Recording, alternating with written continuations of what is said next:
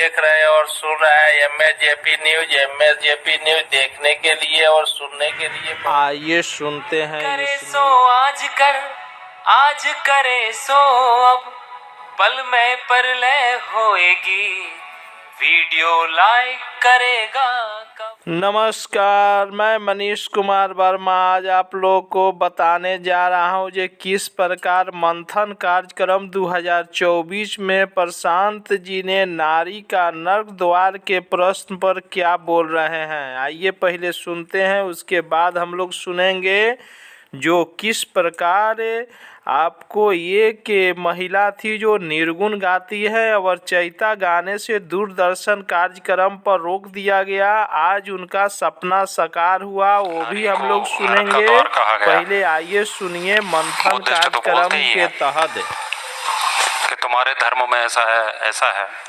तो मैं उस बात पर कहना चाहूँगा कि नारी वास्तव में नरक का द्वार है। मानते हैं? प्रश्नकर्ता ही मानता है तब तो बात ही क्या है।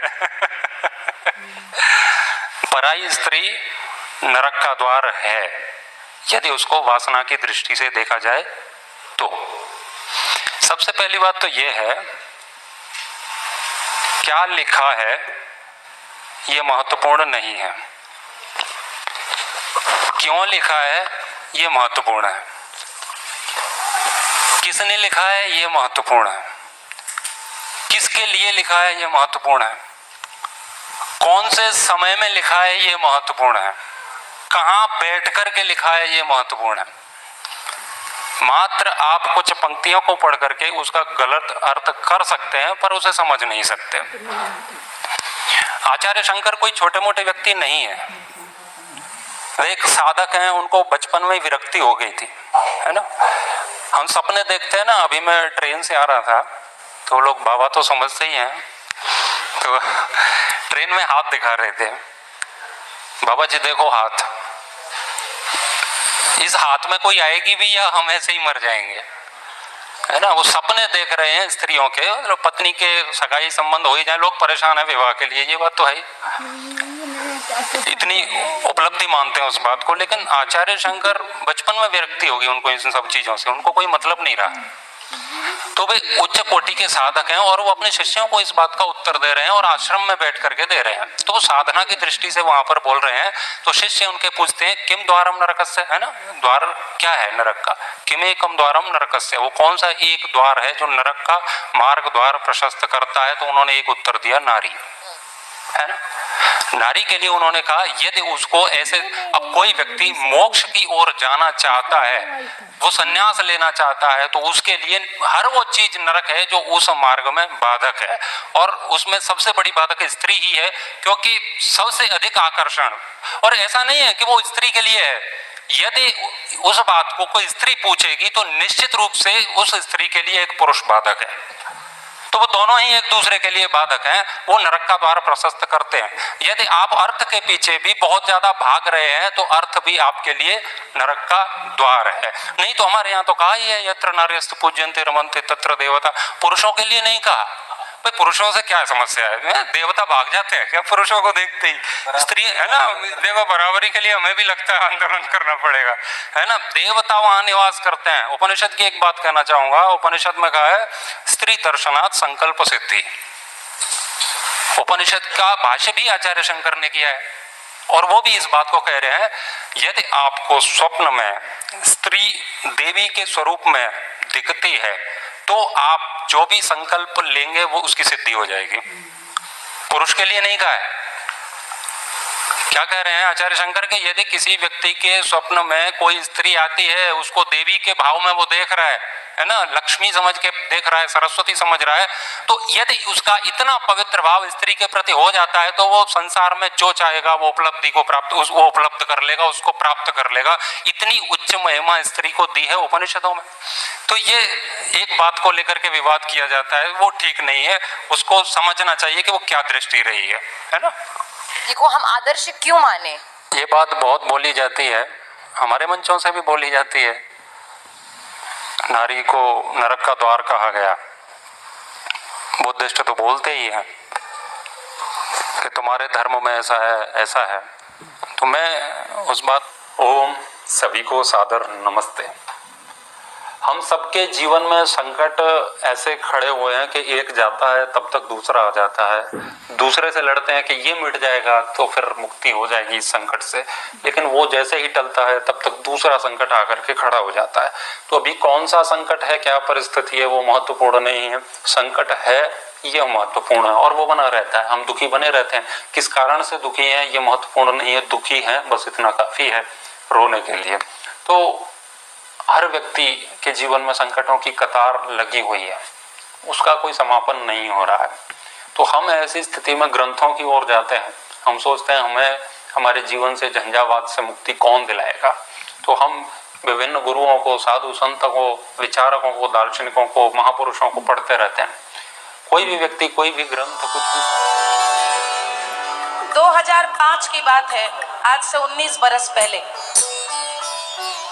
दिल्ली दूरदर्शन की एक रिकॉर्डिंग में गई थी।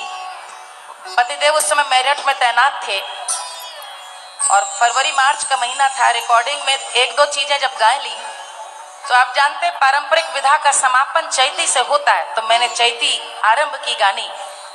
जैसे ही मैंने चैती गानी आरंभ की तो ऊपर से आदेश आया, जैसे स्टूडियो होता है ना, ऊपर जो रिकॉर्डिस्ट होते हैं वो कट कट कट, आप ये नहीं गा सकती। मैंने पूछा क्यों नहीं गा सकती, मुझे लगा कि कुछ साउंड में प्रॉब्लम है या कुछ तकनीकी समस्या आ गई है। उन्होंने कहा आप अपने गाने को बदल दीजिए। मैंने कहा चैती तो बड़ी पुरानी हमारी लोक विधा है, इसे क्यों परिवर्तित करूं। बोले नहीं, आप चैती गाइए कोई भी, लेकिन आप जो शब्द गा रही बदल दीजिए। और मैं इतनी चकित हुई, ऐसा भी दुर्भाग्य देश ने देखा है। उस समय बड़ा बलवान है। मैं वापस लौट आई और 19 बरस हो गए इस बात को गुरुजी। अब आप ये देखिए कि सब जगह उसके शब्द थे, लिहले जन्म रघुरैया हो रामा, लिहले अयोध्या में। उन्हें आपत्ति इससे थे कि ये मत कहिए कि राम अयोध्या में जन्मे थे, आप कुछ भी और गा दीजिए। और कल दूरदर्शन की, उसी दूरदर्शन की कॉन्सर्ट शुरू हो रही है, जिसका आरंभ मेरे ही द्वारा, मुझसे ही गवा के, और मैं वही गाऊंगी जो 19 साल पहले गाने से रोका गया था गुरुदेव। ऐसा भी समय रहा है प्रभु, इस देश ने ये समय भी देखा है, और तब हिम्मत नहीं थी किसी के आकर के कहने की कि हम इतना बड़ा सत्य बोल पाए।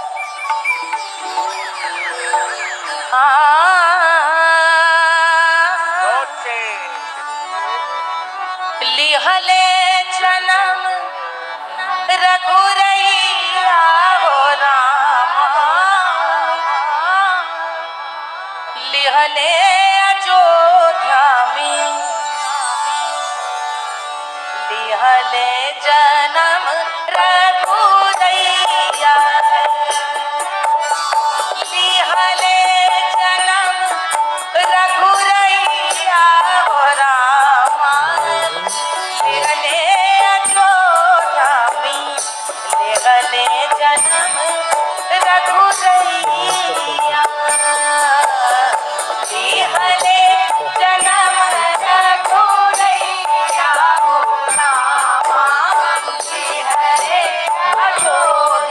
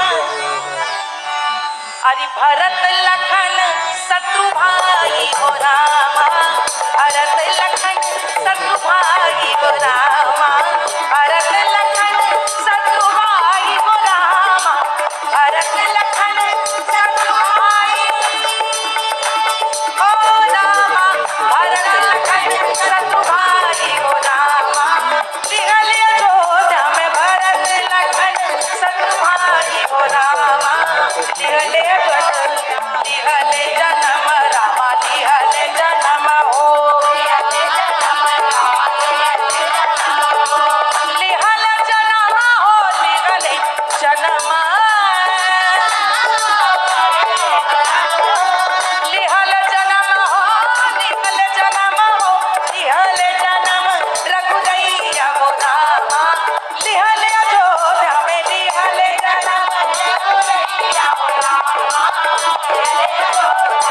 लिहले जन्म रघु, लिहले जन्म रघु, लिहले जन्म रघुदैया हो रामा, लिहले अयोध्या में लिहले जन्म रघुदैया।